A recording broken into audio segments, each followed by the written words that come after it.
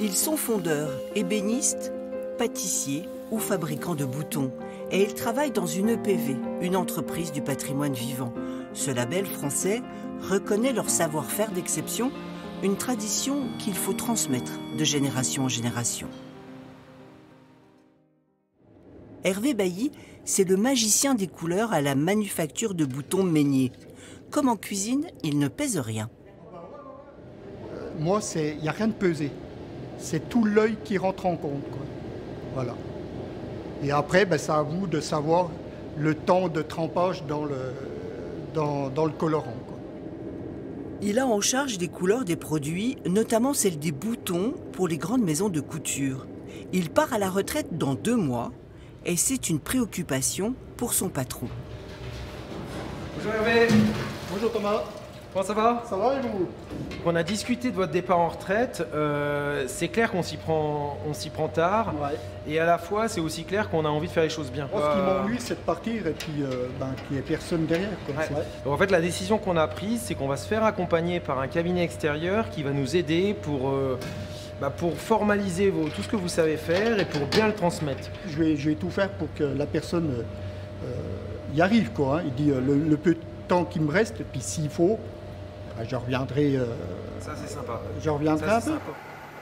Il y a 17 ans, Léa Chapelain est entrée chez Vergne comme jeune pâtissière. Elle a été formée à la chocolaterie. C'est elle maintenant qui est responsable du laboratoire de Montbéliard.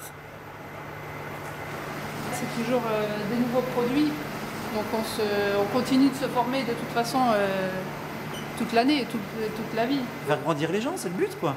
C'est le but. Et c'est pareil à Audincourt. Oui, c'est notre mission, en fait, hein. Le maître pâtissier chocolatier d'aujourd'hui n'oublie pas qu'un jour, il a été apprenti.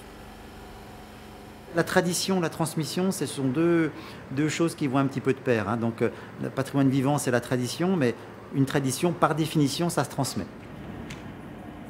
À la fonderie de Saint-Sauveur, la transmission de génération en génération, c'est même une histoire de famille.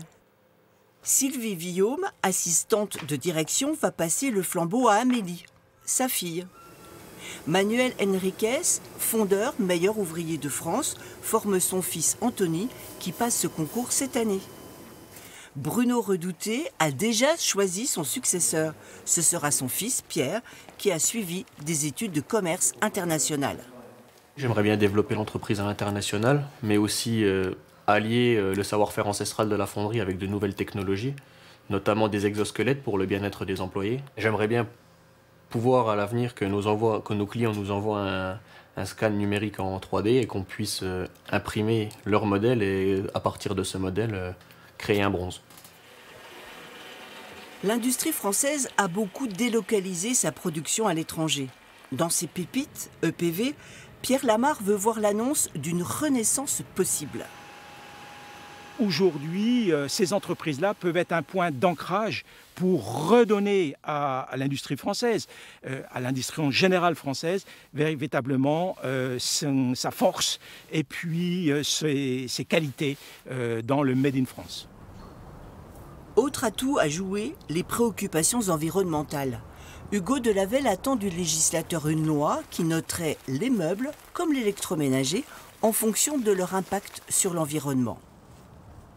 Ça nous permet de reconsidérer notre approvisionnement, la façon de sécher le bois, la façon de travailler, transformer, la recyclabilité. Je pense qu'en étant du coup un peu pionnier dans le mobilier écologique, éco-responsable, on a tout intérêt dès le début à avoir la meilleure notation.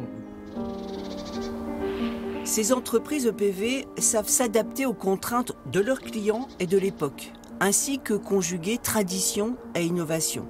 Autant de compétences indispensables à leur avenir et à celui de leur métier.